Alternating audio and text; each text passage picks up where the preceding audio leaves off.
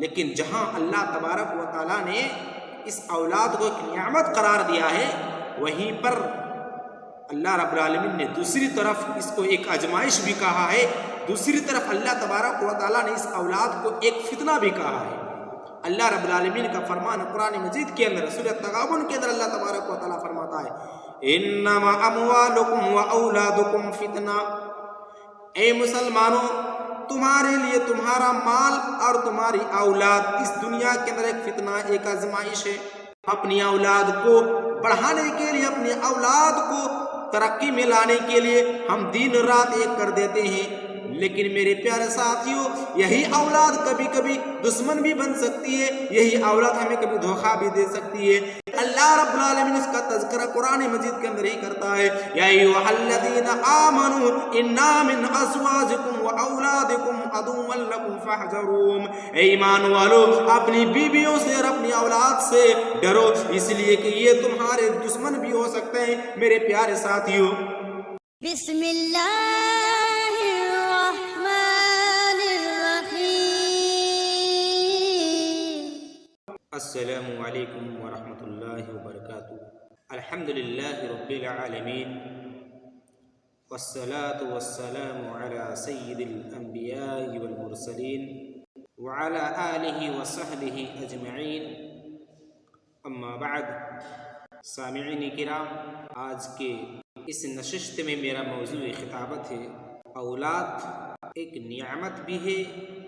اور ایک فتنہ بھی ہے، آزمائش بھی ہے۔ اولاد یہ اللہ تبارک و تعالی کی بہت بڑی نعمت ہے۔ اس انسان کو جا کر پوچھئے جس کی کوئی اولاد نہیں ہوتی ہے، جس کا کوئی بچہ نہ ہوتا، اس انسان کو پوچھئے جو بے اولاد ہے، جس کو اللہ نے اولاد سے محروم رکھا ہے۔ اسی لیے میرے پیارے ساتھیوں، اولاد یہ اللہ رب العالمین کی بہت بڑی نعمت ہے۔ اس نعمت کا اندازہ آپ اس آیت کریمہ سے پتہ لگا سکتے ہیں کہ اللہ تبارک و تعالیٰ نے اس دنیا کو اولاد اور مال سے سجایا ہے۔ اگر اس دنیا کے اندر اولاد نہ ہوتی، بچے نہ ہوتے، تو پھر یہ دنیا بے رونق ہو جاتی۔ اللہ تبارک و تعالیٰ کا فرمان ہے المال والبنون زینت الحیات الدنیا، کہ مال اور اولاد یہ دنیاوی زندگی کی ایک زینت ہے، یہ دنیا کو سجانے والی ہے، دنیا کی ایک سجاوٹ ہے، دنیا کی ایک خوبصورت ہے۔ میرے ساتھیوں، یہ دنیا اگر سجی ہے تو اولاد کی وجہ سے سجی ہے۔ اس لیے اولاد کی اہمیت، اولاد اللہ رب العالمین کی بہت بڑی نعمت ہے جو اللہ تبارک و تعالیٰ نے ہمیں دی ہے۔ اللہ رب العالمین نے اس اولاد کی اہمیت کو، اس کی نعمت کا تذکرہ اللہ تبارک و تعالیٰ نے سورہ شعراء کے اندر یوں کرتا ہے للہ ملک السماوات والارض یخلق ما یشاء یہاب لمن یشاء اناثا ویہاب لمن یشاء الذکورا او یزوجہم ذکرانا واناثا ویجعل من یشاء عقیما۔ اللہ رب العالمین ہی کے لیے آسمان اور زمین کی بادشاہت ہے، وہی اللہ ہے، وہی ذات ہے جو انسان کو بیٹیوں سے نوازتا ہے، وہی اللہ جو انسان کو بیٹی دیتا ہے، وَيَحَابُ لِمَن يَشَاءُ الذُّكُورَ، وہی اللہ جس انسان کو بیٹے دیتا ہے، جس انسان کو چاہتا ہے بیٹا دیتا ہے،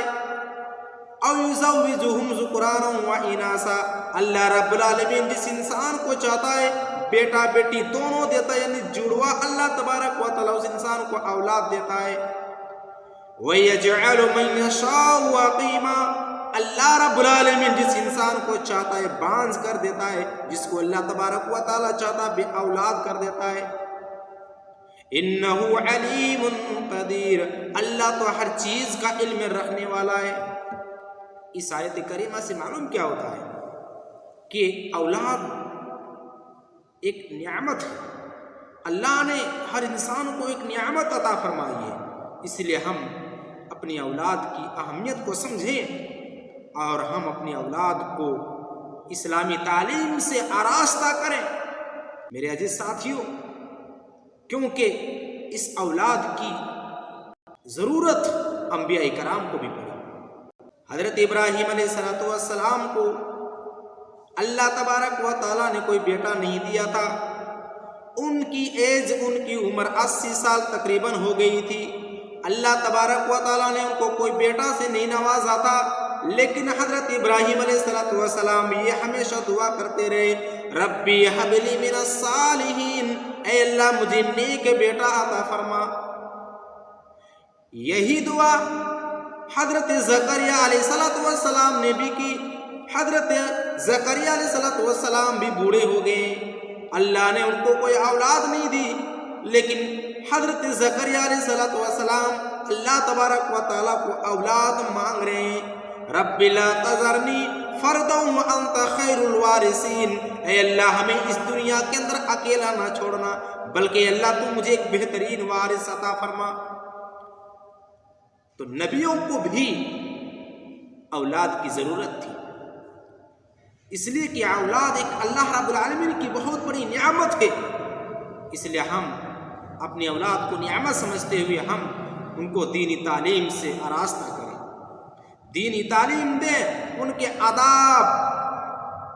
سکھلائیں، ان کو قرآن و حدیث کی مفاہیم کو سمجھائیں، انہیں قرآن و حدیث کی تعلیم دیں۔ یہ ہمارے اوپر ذمہ داری ہے، اگر ہم اس ذمہ داری کو نہیں نبھائیں گے تو پھر یہی اولاد کل قیامت کے دن ہمارے خلاف گواہی دے گی۔ میرے پیارے ساتھیوں، لیکن جہاں اللہ تبارک و تعالیٰ نے اس اولاد کو ایک نعمت قرار دیا ہے، وہیں پر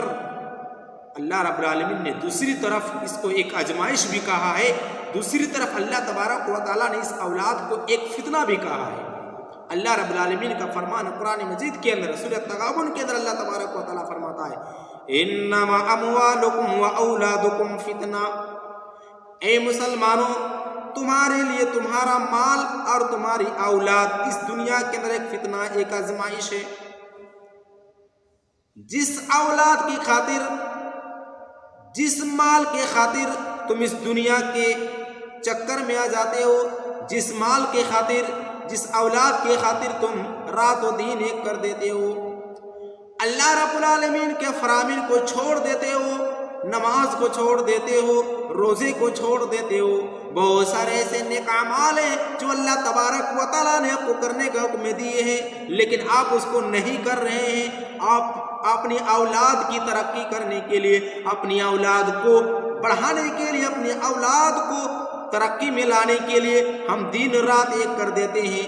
لیکن میرے پیارے ساتھیوں یہی اولاد کبھی کبھی دشمن بھی بن سکتی ہے، یہی اولاد ہمیں کبھی دھوکہ بھی دے سکتی ہے، یہی اولاد کبھی ہماری دشمن بھی بن سکتی ہے۔ اللہ رب العالمین اس کا تذکرہ قرآن مجید کے اندر ہی کرتا ہے، یا ایھا الذین آمنوا انا من ازواجکم واولادکم عدوا لکم فاحذروہم، اے ایمان والو اپنی بیویوں سے اور اپنی اولاد سے ڈرو، اس لیے کہ یہ تمہارے دشمن بھی ہو سکتے ہیں۔ میرے پیارے ساتھیوں،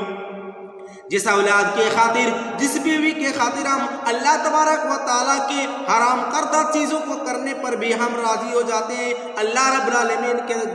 راستے سے بھٹک جاتے ہیں، ہم اللہ رب العالمین کو بھول جاتے ہیں، اللہ رب العالمین کو ہم بھول کر کے ہم گمراہی کے راستے پر چلے جاتے ہیں، صرف اسی اولاد کے خاطر، اسی بیوی کی خاطر۔ میرے پیارے بھائیوں، اور اس بیوی اور اولاد کی خاطر ہم 5 وقت کی نماز کو بھی چھوڑ دیتے ہیں، جو اللہ تبارک و تعالیٰ نے ہمیں 5 وقت نماز پڑھنے کے لیے کہا ہے۔ میرے پیارے بھائیوں، اسی وجہ سے اللہ تبارک و تعالیٰ نے سورہ منافقون کے اندر فرماتا ہے، یا ایھا الذین آمنوا لا تلہکم اموالکم ولا اولادکم عن ذکر اللہ، اے ایمان والو اتنا دنیا کے اندر تم مشغول نہ ہو جاؤ کہ تمہاری اولاد کی خاطر اور مال کمانے کی خاطر تم اللہ رب العالمین کے ذکر سے غافل ہو جاؤ، اللہ تبارک و تعالیٰ کی بات سے غافل ہو جاؤ، اللہ رب العالمین کی فرامین کو چھوڑ کر کے تم دنیا کے اندر چلے جاؤ، دنیا کی رغبت حاصل کر لو، دنیا کی چاہت حاصل کر لو، دنیا کے اندر طلب دنیا کے اندر شہرت پانے کے لیے،